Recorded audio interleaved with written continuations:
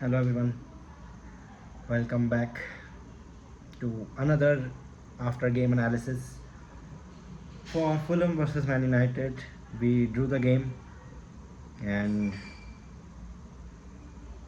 see, I didn't do a reaction yesterday again because I was gonna be so wild to a lot of players. That I don't know. Also, I bought this now. Like if you can see, this is the Man United logo. I think it looks nice. So let's get back into the game. We started off well. I think Cunha again was really good at the start. Mount was also good, and Mbomo I think didn't wasn't really that much into the game, which is a bit concerning. But I guess that can happen game to game. There are some issues that I saw, and we're gonna go through them one by one. First of all, Ahmad and Mbomo. I know it's gonna take a bit of time for them to adjust to each other, but the problem I think that I was seeing was that both of them are left-footed, and both of them kind of want to do the same things, and it gets in the way a bit. And Ahmad is not he wasn't bad defensively because I don't think we considered a lot of chances from that side. He did get back a few times very well. The thing that concerned me was that Ahmad was subbed off pretty early in the game, and he didn't look. I mean, I don't really care how players think, but that didn't really do anything. Like Dalo came on, and I think he was the worst player on the pitch by far. And like he was supposed to offer more defensive security, but when he came on, we conceded the goal from his side. I don't get why Dalo was subbed on for Ahmad, which made no sense to me. And apart from that, Bruno, everyone has slated Bruno a lot for the penalty miss. I was like, when we got the penalty, I was like, yeah, one nil up because like Bruno never misses, and then he missed the penalty, and like the petulance of because the referee bumped into you, so you lose all your concentration and then you blast the penalty. That was stupid, and Bruno has to change that. I love Bruno. I'm the biggest Bruno fan. I've defended him against most people. I've said that he's better than De Bruyne. I've said he's better than Odegaard. He's still better than Odegaard by a mile. But Bruno didn't have a good game. He missed the penalty. He didn't track the run of who was it that scored? I'm forgetting his name. The ex-Arsenal player, right? Who came on as a sub. But the thing is, like that's where I'm a little confused with Amorim. Why are you sticking with Bruno as an 8? He's not an 8. He's the best 10 out there, and you're playing him as an 8. Doesn't make, like, maybe it will work. Maybe he's seeing something that we are not, but currently it just does not work. And I don't know how that's gonna change quickly because we need to change quickly. The results cannot be the same as last season that we get a draw or we lose. We play well but we lose. No, it's a results business, man, and Amorim has to get results. He did say after the game that we will get a lot of wins. I hope that's true. But I don't understand why Menu was not subbed on. Like, what's his problem with Menu?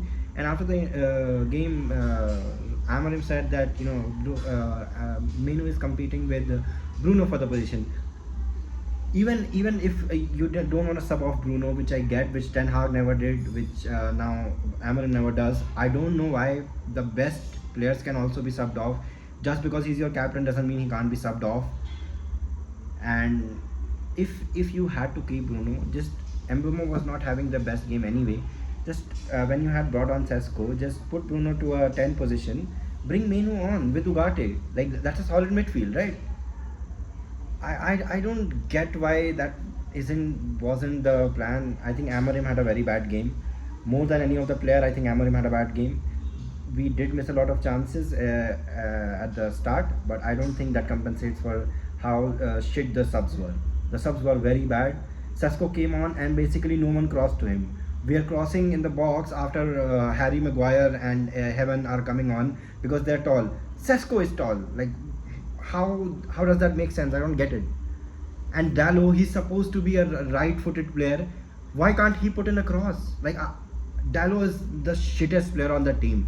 Okay, I just don't get it. I don't get why Dallo was subbed on. He added nothing. Instead, he was the one who caused the goal. Yes, Bruno didn't track his runner, but Dallo coming on and trying to do the half turn like Twitter tacticos ask him to do. You're a fullback. You're not a midfielder. Stop trying to do the half turn. Man, I just don't get why some of these players don't perform well, because they're paid so much money, man. They're paid so much money to play, and then they don't perform well. It just it irks me so much that, like, they don't put in. Like, Dallo was sulking throughout the game, and just I don't want to see Dallo again. Like, improve in silence and then maybe come back. But no, not right now. I think Ahmad should hold that position. If he has to be subbed off, Mazraoui, maybe when he's back, he will help out there. But apart from that, yeah, let's go through the team. Mount, I think, had a good game. I don't know why he was subbed off before Bruno. Bruno had a terrible, like a worse of game than Mount. It would have been better to keep Mount on and bring on Ugarte than to keep Bruno. I just don't get this obsession with Bruno being on the pitch for 90 minutes. I don't get it. Like, Ten Hag used to do this, and then now Amorim is also doing it. I get Bruno as a good player, but that does not mean he's the only player that can help us win. And anyway, we scored the goal with Lenny Oro. By the way, fantastic game for Lenny Oro. I told you, like, the last time we did this, that I expect more from Lenny Oro. He is amazing. And like, that tackle that he did on King when he was going back, and then he like the last tackle that we used to remember about Wan Bissaka, like, that was amazing, man. Yoro is class. Dillit was also class. Luke Shaw, I think, had an okay game. He didn't really do anything much wrong. Like, maybe there were a couple of passes which he could have played better, but I'm not gonna nitpick when there were other players who were so bad. Mbomo, I think, worryingly didn't have a good game, which I'm not really sure about what to say. But it's a draw, it's not a loss. It should have probably have been a win if we had scored our chances, if we had scored. But I think Amorim has to change, man. Amorim has to change, because you cannot play a two-man midfield in the Premier League. Even after the game, Marco Silva, Iwobi, everyone was saying that we know we could overpower their midfield because they only play with two. If the opposition players are seeing it, if the fans are seeing it, why isn't Amorim seeing it? I don't get it. Like, what's the issue? And Binder, I think, had an okay game. He couldn't really do much for the goal, but his distribution is way better than Onana. For the Champions League Inter Milan goalkeeper, Binder is way better than Onana. I think Onana is anyway being pushed out. He was on the bench. So we go again, I guess. Like, I'm just used to. The worst part is, like, when that Fulham goal went in, I was just like, yeah, I'm used to this. And that's so embarrassing as a United fan. But I guess Amorim has to change. Like, this loss was more on Amorim than any other individual player. I know Bruno had a bad game. I know we could have taken 100 million for him, but you can't change that now. Bruno, Amorim. Maybe he has a Portuguese bias. I don't think he does, but maybe he does. It was a bad game, and I think I don't understand. Like, I get that Menu doesn't have to play every minute. I'm not one of those that if Menu is not playing every minute of every game, then Amorim needs to be sad. But you can sub him on for 30 minutes. He is good. He was playing for England in the midfield when England have, like, an amazing team. Like, those are some of the things that I just don't get. Yeah, it's a disappointing result, but I guess we play Grimsby Town. If we lose there, let's see, we might lose there also. So yeah, bye. See you next time.